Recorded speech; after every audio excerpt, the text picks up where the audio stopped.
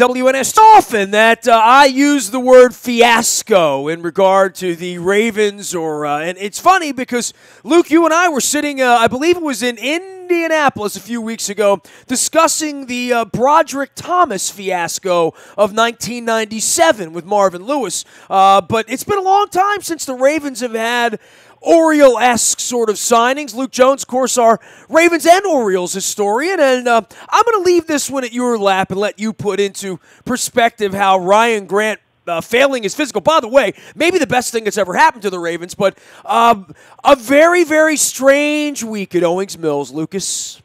It really has been, and even going back to the idea that the Ravens gave Ryan Grant a 4-year, $29 million contract with 14.5 of that guaranteed.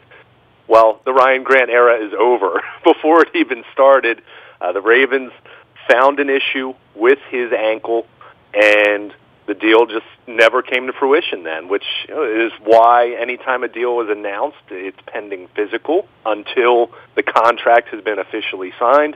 We know that all too well here in Baltimore, with the Orioles being a quite extreme example of it.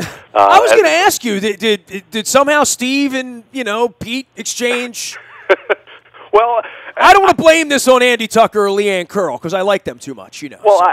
It's funny. I think I mentioned this to you the other day, but I had a Ravens fan on Twitter actually ask if the Orioles doctor could do this deal because they didn't like it, because they weren't happy about Ryan Grant being signed. So some irony there, I suppose. But maybe Ozzie reads our Twitter. I don't know. Right. I mean, look, do I think the Ravens did anything nefarious here? I don't. I mean, you have to go back to Brock Marion in 1997 for something like this to happen in this organization. I mean, teams do physicals. Teams scrutinize players at the combine every single year. As they should, right? Teams have different opinions on players every single year. I mean, Rob Gronkowski is a great example in fairly recent history as far as teams having vastly different medical opinions on him. Well, Miles Jack would be the greatest example because we all sit there and watch the draft every year as to what happens when a player is perceived to be injured, right? Sure. So I in my heart of hearts, do I believe the Ravens had buyer's remorse and tried to screw over Ryan Grant here, especially when Michael Crabtree became available right around the same time that Adam Schefter and Ian Rappaport started tweeting about this thing falling apart. I think the timing is unfortunate from that standpoint. But let's be clear, the Ravens had been interested in Jordy Nelson long before Ryan Grant started taking his physical. I mean, that had been talked about the previous day. It was clear that Ozzie Newsome was not at all satisfied in saying they were done at the wide receiver position.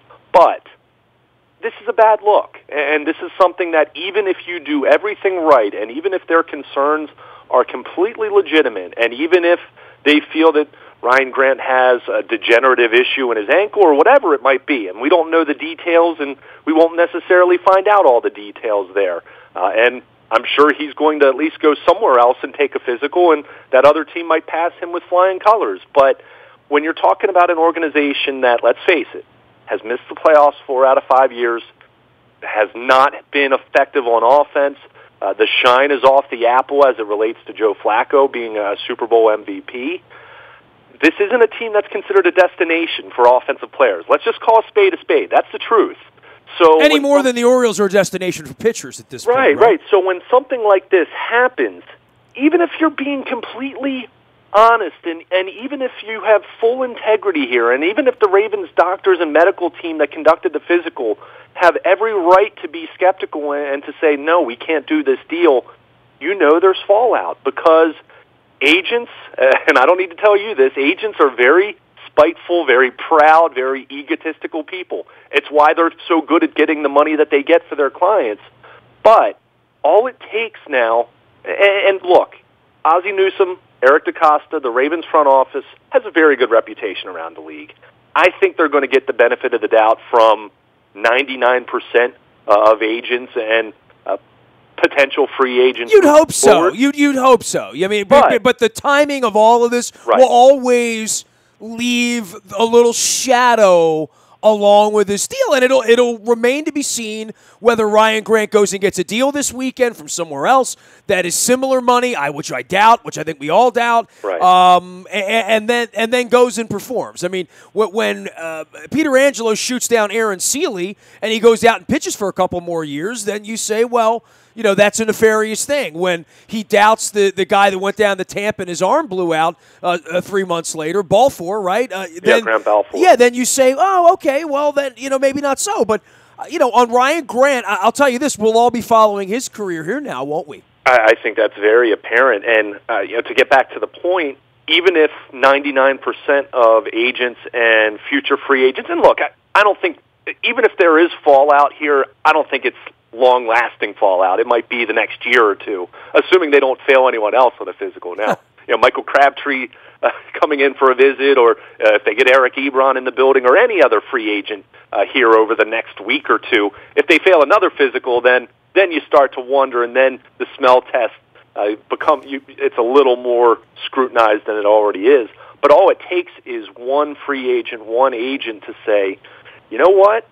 You had that little bit of a knee issue last year, and you had it scoped, and do you really want to run the risk to go to Baltimore that's not exactly a destination for a wide receiver or a tight end or whatever position? And they fail guys on physicals there after they agree to deals with them. And if that happens to you, keep in mind, any other team that might pass you with flying colors and might have no issue with your knee or your ankle or your shoulder or whatever it is, they're still going to use that failed physical against you. They're still going to say, well, Baltimore was going to give you 4 years, $29 million.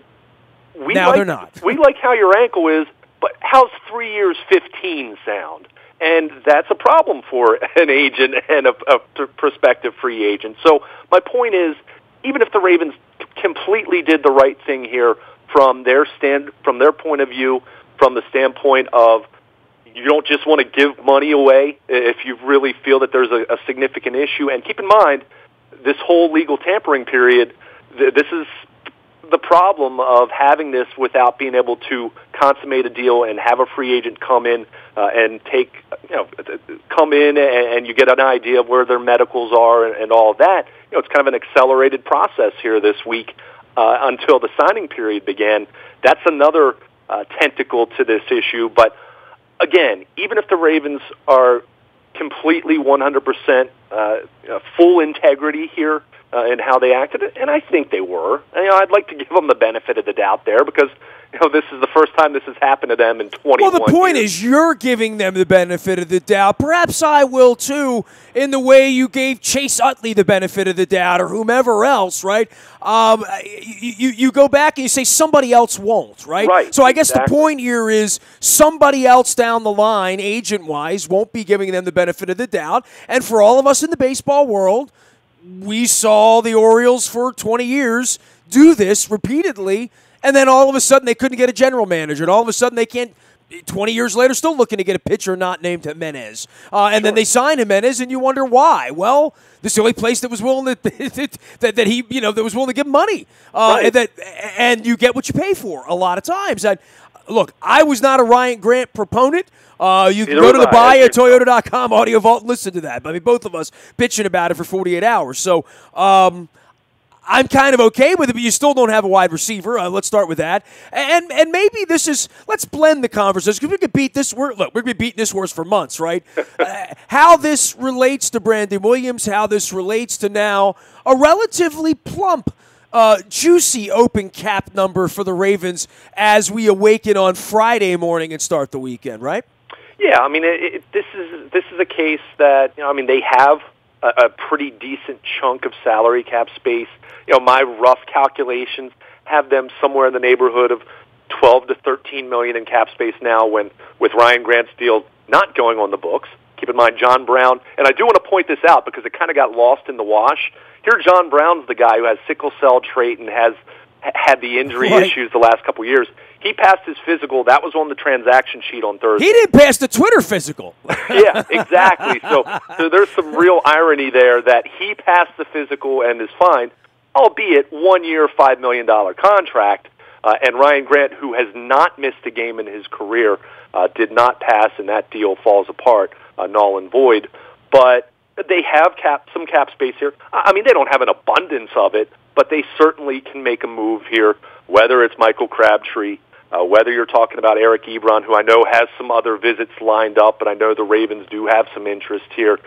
So it's not as though they have nowhere to go from here, but clearly Ryan Grant was someone that they had identified as a receiver that they like. Now, did they like him as much as Allen Robinson or Sammy Watkins or Jarvis Landry? I'm guessing not. I would hope not. But we know what the price tag was for those individuals. We know what the price tag was for Grant. There's still some supply out there. There's still plenty of time. If you weren't a fan of the Grant signing, as you and I pretty clearly stated, you might be celebrating this, quite frankly.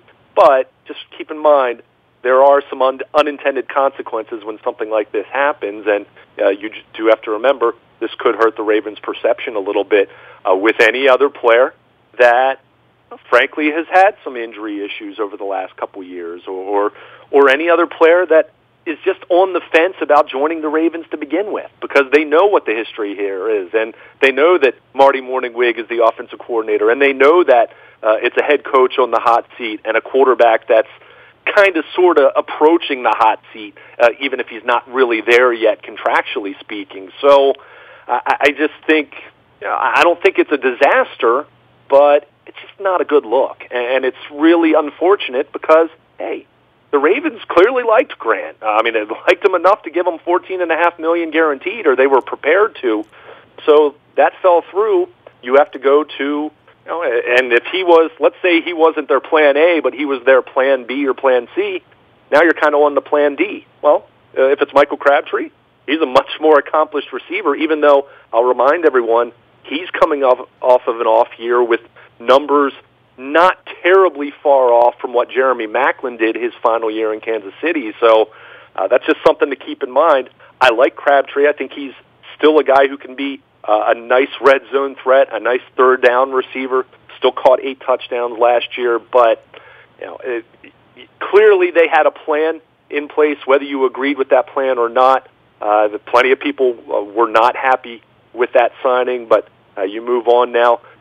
Fortunately, well, you give Crabtree $29 million. We're all like, okay, we sort of understand that. Dude caught 90 balls for a couple of years, right? So yeah. I mean, and to be honest, he's not going to get something like that coming off of 618-yard season and being age 30 and having some injuries in his past. I can't imagine he's going to get a deal. Dude, Ryan Grant was looking at $29 million. Come on now. I mean, well, but you're also talking about someone 3 years older and looking like he's potentially moving in the other direction. Yeah. So that's the difference. I mean, that's Mike Wallace had better. Well, there's a reason than these guys are available. It's in some cases it's like Matt Burke or whatever. They don't fit the cap number, and they're on the other side of 30. But any guy on the other side of 30, the one thing you know is they can play in the league. They know how this works, which clearly Brashad Perryman didn't, and Ryan Grant was still figuring out based on what I saw from the Redskins. So there is that part of the Crabtree thing that isn't just, well, he's a guy and he's a name. He caught 60 balls last year on a bad team, quite frankly. Right.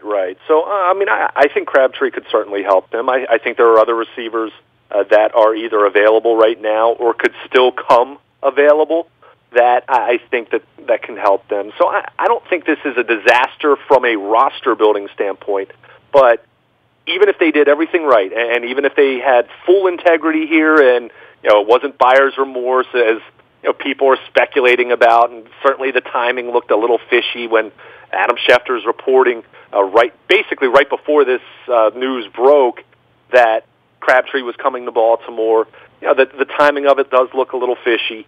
It certainly doesn't help that this deal had been, I can't recall a Ravens free agent signing at the time that it happened as panned publicly as this one had been. Oh, I agree with that. By fans and by national media pundits. There was no one that looked at this where it passed the sniff test. Right. I mean, no one, even people in Washington media who had nice things to say about Grant and talked about the fact that Jay Gruden loved him and all that, they all were still saying that I don't see giving this guy $7 million per year.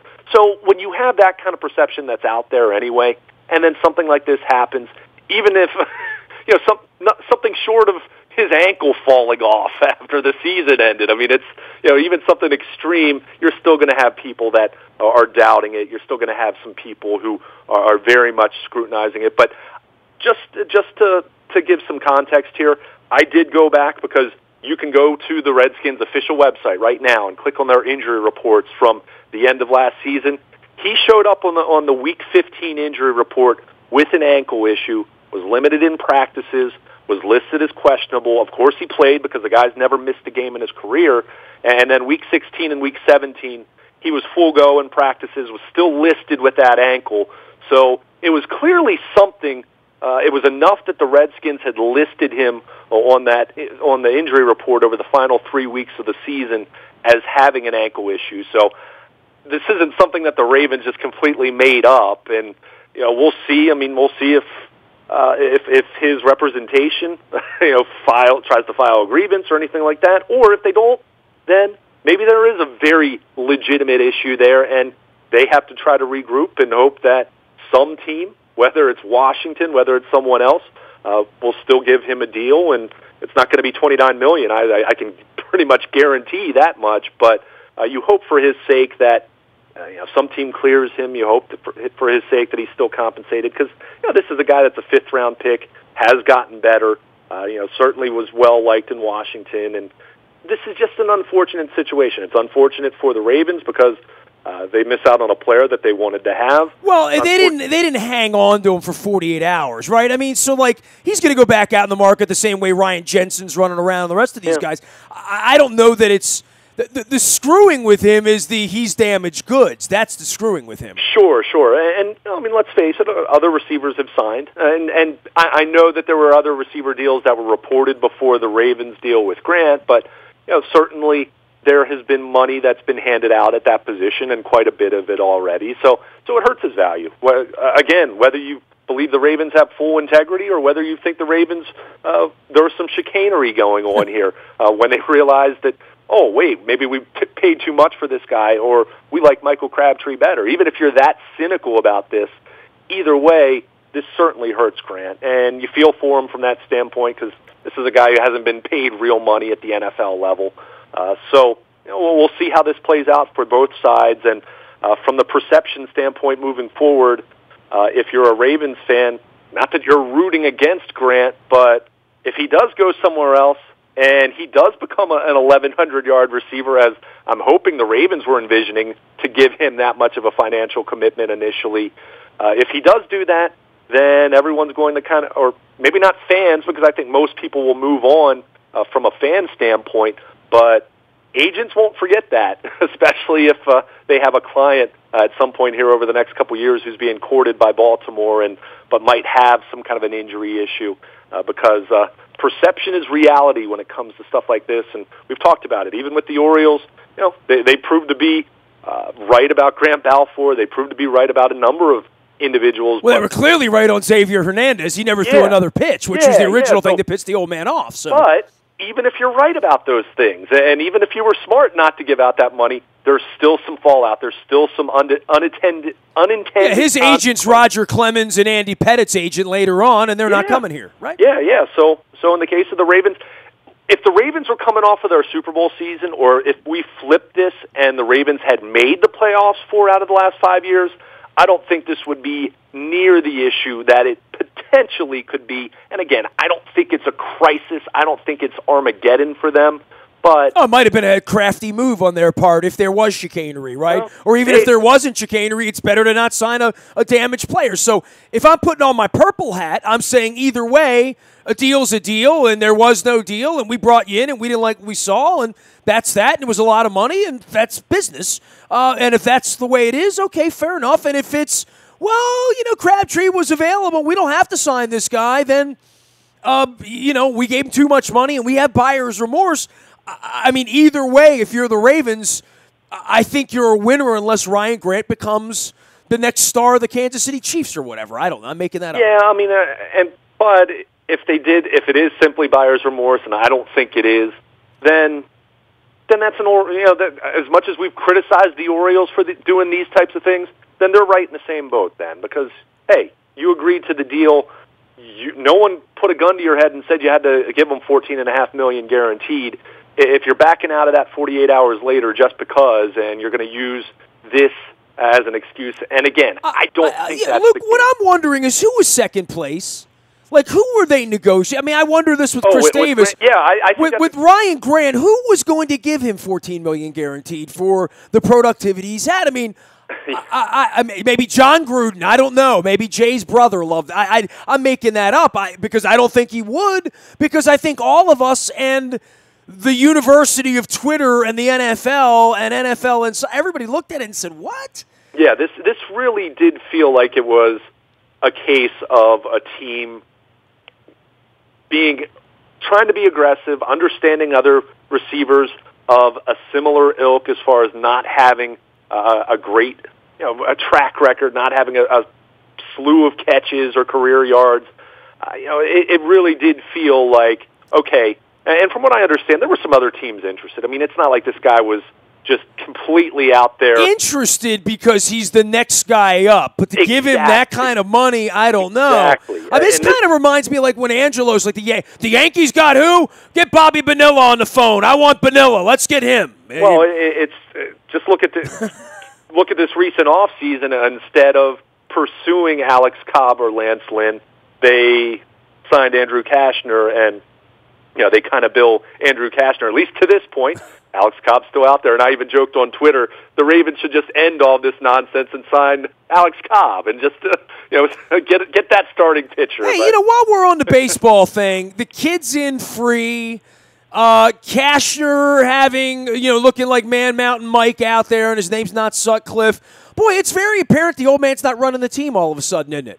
It definitely seems that way. And look, I mean, there's been lots of rumors, lots of discussion. I mean, Peter Angelos is in his late 80s. I mean, we're talking about an individual who, I'm not trying to be disrespectful at all. He's in the November, December of his life. I mean, that's just truth. I mean, that's just science.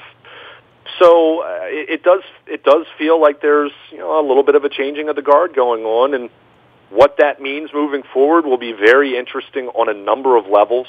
But yeah, you look at this kids get in free promotion that has gotten national attention. I mean, this isn't just something that's been garnered attention. Yeah, I'll be talking about this in the next 2 weeks with literally every person I talk baseball with, right? Yeah, sure. ESPN, I mean, I've seen all kinds of national stories on this. I mean, I was watching SportsCenter the other day, and they devoted the only thing about this when I think about it from a global perspective, and this is the first time I've thought of this because it's been 72 hours since they came up with this, how pissed off maybe the other owners are. Because I know when the Falcons thing, when the dollar hot dogs and all that came out, the other owners are like, no, whoa. Come on now. I mean, we're not going to be the movie theater that does the dollar popcorn because then all the movie theaters have to do dollar popcorn because that's how we make our money, selling $12 popcorn. I'm sure there was no sniff test. I mean, the only thing that would make this sound like Peter is that he didn't call around and ask anybody else, like, what's the long-term ramifications of letting kids in free? And I love how they're dipping their toe into this to say, we're going to let it go on for a little while, but this is a limited-time offer. It's only for April for now. We'll let you know later on in the year. And I guess they're going to data mine. I send the kids a ball cap, sign them up for junior Orioles. I don't know what whatever it is, I mean, I'll tip my cap to them. I mean, Luke, I don't mean to be a jerk here, but that was kind of my idea. I spent years on the radio in 04 and 5 and 6 and 7 and 8 walking out and saying when the ballpark was empty saying, why don't you I never said free because I've met Peter Angelos. I said, why aren't kids $1? On Tuesday and Wednesday and Thursday night. Why aren't they $1? I don't understand. And then I went online to do this promotion this week to see if it was a scam or not. And it's not a scam, but it's also not dirt cheap either. But if you were to bring your niece and your nephew down from Shrewsbury on a cheap night, it says it's a $15 ticket. By the time you pay the jam, it's $22. Right. So you can bring your two kids down for $23 on a Tuesday night to see the Royals play. So not a bad deal. $7 or $8 a person, right? Yeah, that's what it's worth. It's worth $8 or $10 or $12. It's not worth $23 to sit in Section 388 to see the Twins play on a Thursday. It's not. I'll say this. I'll damn sure say that this initiative is way better for the game than they're so hell-bent on improving pace of play to the point now where the minor leagues are putting a runner in scoring position in extra innings. Yeah, I saw that. That's not even more baseball, effective. dude. That's like what we would do at Colgate when we played down on the, at St. Peter's Church. It's a shootout in hockey. I mean, and everyone complains about it. And look, I mean, if you just get to a point, and look, minor league baseball, you have to keep in mind, yes, it's a product that a lot of people can consume. It's cheap. It's good entertainment. It's especially great for kids. Because they have so many things going on. And by the way, not a lot of people are there in the ninth inning a lot of nights either, especially if you take your kids. And keep in mind, as much as fans go to that game and will consume it, and they don't know all the players the same way, but they'll consume it in a similar way to if they're going out on a Thursday night watching the Orioles take on Detroit. They'll watch it. They want to see a winner and a loser, but you have to keep in mind, especially at the AAA level, in this day and age, with the roster shuffling, that the Orioles were kind of on the forefront, but now everyone is doing that because bullpenning is such a thing now. You have these managers who, if they have a minor league game that goes 16 innings, that doesn't just wreak havoc on the AAA club. That wreaks havoc potentially on the major league club that might need a long reliever. But a lot of these teams are riding buses and stuff after games and, get the game over by 10 o'clock. You know what I mean? I'm okay with that at the minor league level, I guess, but it is fake baseball, kind of, sort of. It just, and this goes back to, I guess, what Rich Eisen had leaked a little bit earlier in the off season, that a baseball executive, and he didn't say who it was. For all we know, it could have been an intern working in Rob Manfred's, getting him coffee every day, but had leaked the idea that, not that they were going to do it anytime soon, but the idea of, in the ninth inning, allowing a manager to send up his three best hitters. He could send up anyone, and the thought was, well, in basketball, LeBron James always has the ball in his hands at the end of the game, and Tom Brady always is going to have the ball in his hands on the final drive if they're down 3 and need to drive into field goal range or try to score a touchdown. I hear ideas like that are so extreme, and it just strikes me as it feels like you're just catering to people who don't like baseball, period, and you just want to completely change the game. I'm all for tweaking rules. I'm all for limiting catcher visits. Frankly, I'm not all that opposed to a pitch clock, quite frankly, because I think it's something that once pitchers adjust, once hitters adjust, I still think at its essence it's still baseball. But something. And by the way, when we're out there freezing our ass off next week, you'll be hoping for the 14-game season too. Yeah, right? yeah. I mean, it's not. I'm the not 7-inning game and the doubleheader. Both games are 7 innings. I mean, we've seen all these beer league softball rules over all the course of our lifetime, right? We've seen 4 outfielders in Little League. We've seen everything. Right? And if you go back through the history of the game, I mean, go back to the late 1800s and even the first 30 years or so of the 20th century, there were a lot of rule changes. I mean, it wasn't until, I believe, the 1920s that if you hit a walk-off home run, let's say you were down by 1 run and the bases were loaded and you hit a grand slam, guess what? You got credited for a single back in 1915 in the same way that you kind of look at if someone hits an RBI double really to end the game, but if that player was on third base, you only get credit for a single. Home runs were treated that way. I mean, you can go back and look at all kinds of weird rules that were changed and, quite frankly, some extreme rule changes, but we've baseball became stagnant, starting, kind of ending with the DH being introduced in the American League. And since then, we just really haven't seen a lot of movement. That's why there's so much pushback on some of these pace of play rules. But, getting back to the minor league thing, the idea that you're just going to put a guy in scoring position, I mean, I almost feel like at that point, just end the game in a tie if you don't want extra innings. I mean, I don't like the idea, just like in hockey, college football's awful. The college football, that's stupid in overtime, what they do. Yeah, I mean, college football, that's been instituted so long that it's almost... It's stupid, You kind of chalk it up to... I hate it, though. I really do. But yeah, I mean, there are lots of people that don't like that. And I'm not saying I love it. But it reminds me of something like the USFL would have done. It's a gimmick. Yeah. But I mean, for me, and especially with college football, you only play 9-10 games. Solve the game. Play the game. You know what I mean? Like, it's like soccer, Take two guys off the field, play 9-on-9. Yeah. By the way, Luke, one of the bastardizations of sport that I have really sort of like here this year, 3-on-3 hockey in overtime, that's good. I mean, that you put your best players out there and solve it, especially in a hockey season where they're playing 5 games a week now. Sure. Right? Yeah. That's way better than a shootout. It's way better than the golden goal and all that other batter on second base and pitcher's hand out. Penalty kicks. Kicks, fake endings to hockey games. I'm out on all that. But, give me 3-on-3 hockey. I'll take it.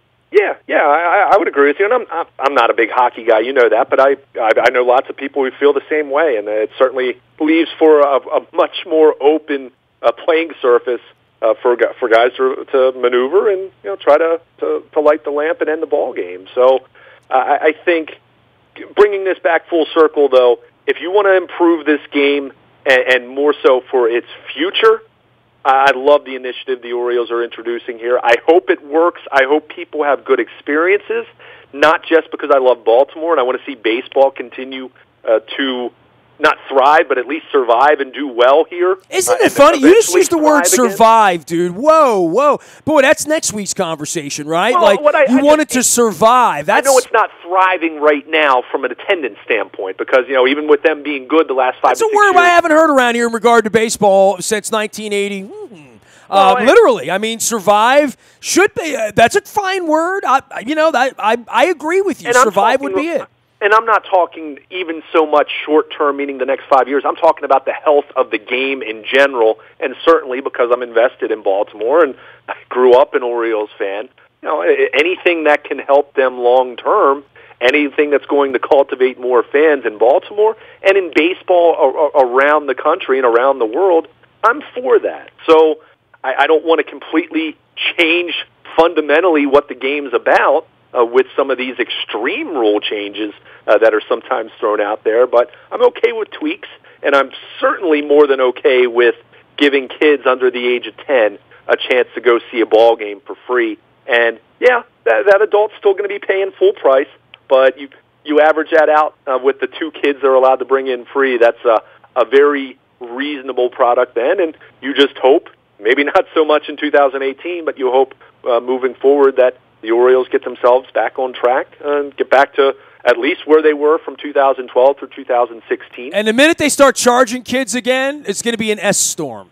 Well, yeah, and look, I don't know if I necessarily expect that to last forever, but you hope that it has some long-term gain there. And you hope, more so than the Orioles just being on an island doing this, you hope this does become the norm elsewhere. And you hope that the other 29 teams do adopt something like this or something very similar Hey, Luke, to this. Some of the other teams don't need to do that. I guess that's my point. That's where I got off onto the conversation. But the Cubs don't need to let kids in free, man. They just need the Cardinals. But you know what? Because you know why? Because they've taken care of their franchises and haven't treated their fans like manure. Are we really sure about that, though? I mean, and look, attendance right now in 2018, yes, I agree with you.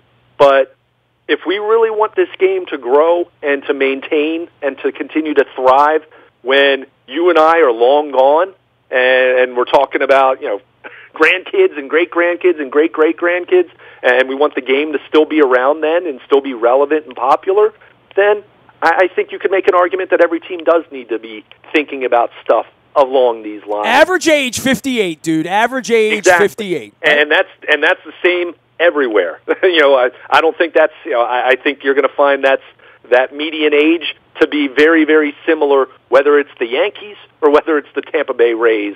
Maybe not Tampa Bay because we know Florida. Yeah, they don't have any fans at all. Right, exactly. Haven as it is, but you get my point. I think every single team, even the healthiest financial teams out there, could still benefit to do something like this. Look, from a bottom line standpoint, I don't know if that's, it's not going to show up in your books as being a win necessarily, but I think this is one of those big picture initiatives that Major League Baseball across the board should be taking a long look at, way more so than pitch clocks and runners in scoring position in extra innings and things of that nature. All right, I'm going to call a timeout, blow a whistle here, and say Ryan Grant's still not a Baltimore Raven. He is Baltimore Luke, and Luke at WNST.net. You can find him out on the internet anywhere Ravens, Orioles news is served. And, of course, the old WNST tech service was going off. I was at the National Kidney Foundation event with Michelle Jackman on Thursday night, and Luke's tweeting me and saying, hey, we better, and I'm like, what?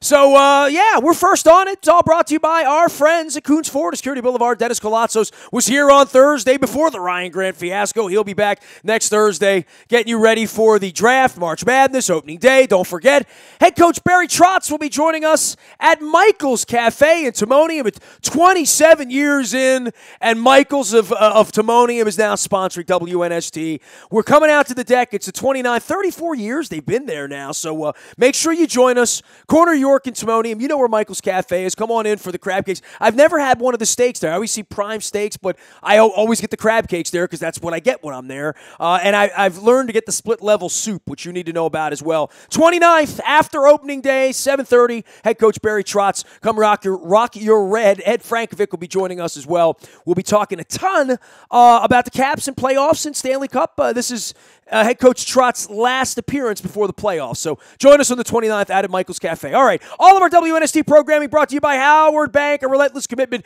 to being the best at everything they do. They are sponsoring our Be More Positive series that begins on Thursday, April 5th. I'm putting all that together for all the community and charity stuff we're doing. We got the rock and roll stuff we're doing. And we've also got the Royal Farms app. Make sure you're downloading that and using that when you're gassing up. You get points. You get free Western fries, free fried chicken, free coffee, like the Kona blend that I'm enjoying inside of my Cole Roofing mug right now on the internet, on our YouTube and our WNS TV channel. Pizza John's, we'll get there this weekend as well. I got to get some pizza and subs before I get out of town to Florida next week for the owners' meetings. Back Riverneck Road, they've been doing it 50 years. Stop by, find out why. It's Pizza John's. It's good. If you get the meat sauce, think of Luke. If you don't, think of me. Either way, it's going to be good. I promise you that. The BuyAToyota.com audio vault is there 24 hours a day for when weird things happen, like when Ryan Grant fails his physical and the Ravens go back out into the marketplace. That's there at, and you can also download the TuneIn radio app as well. That'll help you out. It's all brought to you by BuyAToyota.com. Last but never least, we do deliver a morning newspaper each and every morning digitally to your email inbox. That happens courtesy of Planet Fitness at PlanetFitness.com, where it's still $10 a month to get in the best shape of your life. There's one right around the corner from me because I see them everywhere I go. It's Planet Fitness at PlanetFitness.com. You can learn more at Planet of Triumphs as well if you're looking for a little spring inspiration. Don't forget the Maryland Jockey Club is our partner now as well, so you get your Laurel entries out on the front of the website in the morning newspaper. It is all good in our neighborhood. Plenty of Ravens, Orioles, March Madness, Caps, Tiger Woods, all sorts of stuff going on. We are WNST.net, AM 1570 and WNST Towson, Baltimore, and we never stop talking Baltimore sports.